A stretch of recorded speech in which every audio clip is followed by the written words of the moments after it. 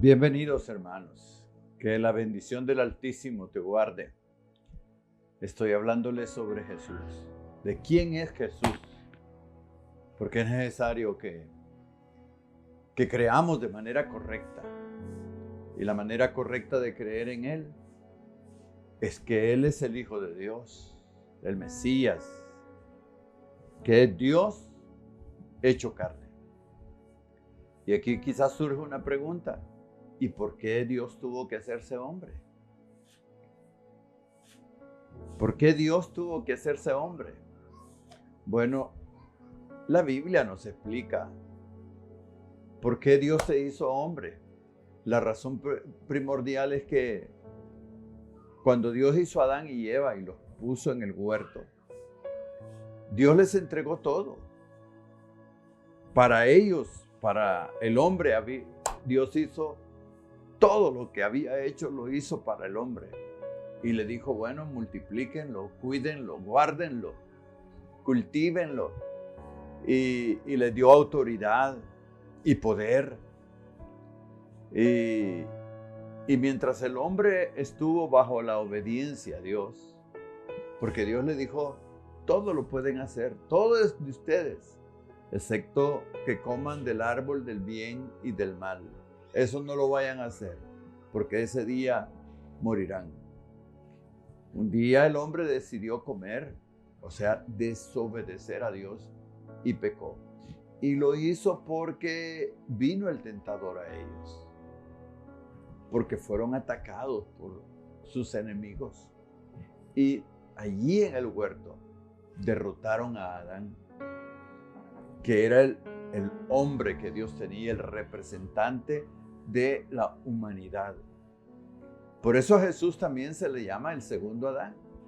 Jesús vino para enfrentar a los enemigos que habían vencido a Adán. Vino para luchar contra ellos y vencerlos. No como Dios. No como Dios. Como Dios solo era ordenar. No había tal lucha. Pero Él vino como hombre para enfrentarse a sus enemigos y derrotarlos como hombre con el fin de recuperar lo que el primer hombre, lo que el primer Adán había perdido. Así que ese es el propósito. Enfrentar a los enemigos del hombre y derrotarlos al fin de que el hombre sea liberado, que el hombre sea perdonado, que el hombre sea restaurado en su vida espiritual. Por lo tanto, Jesús venció a sus enemigos como ¿qué? Como el pecado. El pecado es el enemigo número uno del hombre, porque por el pecado vino todo lo malo. Todo lo malo vino por el pecado. El pecado trajo vergüenza, el pecado trajo rechazo, el pecado trajo enfermedad, trajo el dolor, hizo que la tierra que Dios le había dado al hombre produjera cardos y espinas, tierras desiertas, etcétera, etcétera. El pecado, entre más se practica el pecado, más desgracia trae. Y por el pecado también vino la muerte, como una demostración de que todos los hombres pecaron. Dice la Biblia que la muerte pasó a todos los hombres porque la paga, o sea, las consecuencias de pecar es la muerte. También el diablo, enemigo del hombre. El diablo es el tentador, el mentiroso. Y el diablo se le acercó, le susurró al enemigo. Es cierto que allá estaba una serpiente, pero la serpiente todavía sigue hablándole al hombre. Así como Dios habla al hombre hoy, también la serpiente le sigue hablando a fin de que le crean a él que es mentiroso, que es suplantador, y no le crean a Dios, porque Dios habla con la verdad. Dios habla en amor, pero habla la verdad. Pero el diablo habla la mentira. Otro enemigo que venció fue al mundo, porque el mundo cayó bajo las órdenes del diablo. Y el mundo forma corrientes, ideologías, etcétera, para seguir lo contrario de Dios, para levantarse contra Dios. Pero Jesús venció al mundo, también venció la naturaleza pecaminosa. Cuando la Biblia enseña que Jesús fue a la cruz como un cordero mudo, no habló, no dijo nada. Es porque Él se estaba venciendo a sí mismo, estaba venciendo su ego, su naturaleza pecaminosa. Y Jesús, aunque solo podía decir, Padre, ayúdame, extermina a mis enemigos, todos los enemigos de Él hubieran caído. Pero Jesús no lo hizo. ¿Por qué? Porque venció al pecado en su carne también. Venció al pecado en su carne. Y por eso es que también nosotros debemos de vencer al pecado en la carne. También enfrentó la muerte. Porque la muerte vino como consecuencia del pecado.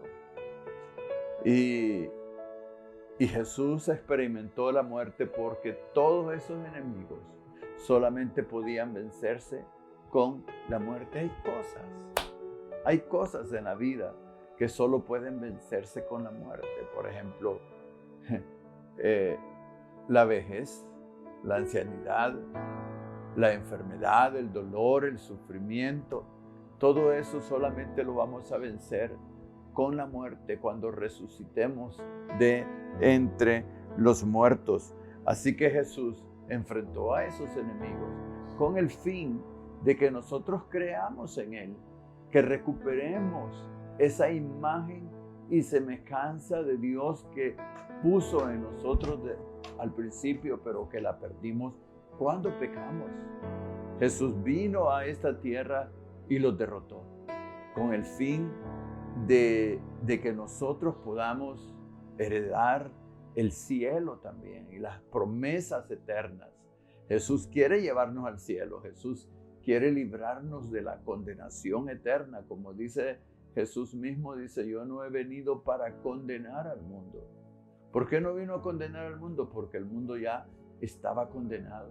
Él vino para salvar al mundo. Desde luego, la Biblia dice que este es el pecado del mundo, que aman más la mentira, que aman más la oscuridad, que amamos más el pecado que a Dios, que a su verdad. Así que para eso vino Jesús. Y si tú como cristiano me dices que crees que Jesús es Dios, pero todavía vives atado en el pecado, te falta tener la experiencia de conocerlo a Él con su poder que te libere del pecado. Porque, como dice en tercera de Juan, amado, yo quiero que tú tengas salud, que seas prosperado en todas las cosas, así como prospera tu alma. Esa es la voluntad de Dios. Pero lo primero que tienes que hacer es, en tu alma, ser liberado de las consecuencias del pecado, de la esclavitud que el diablo nos pone.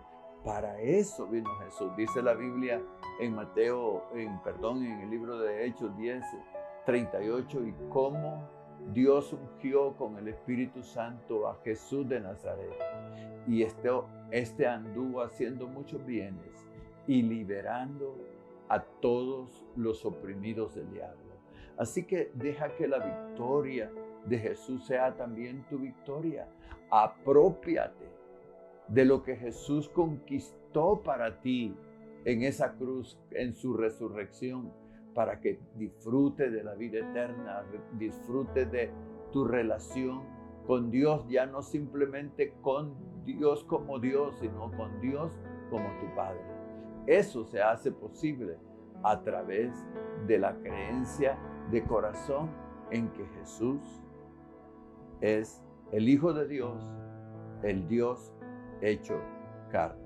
Que Dios te bendiga.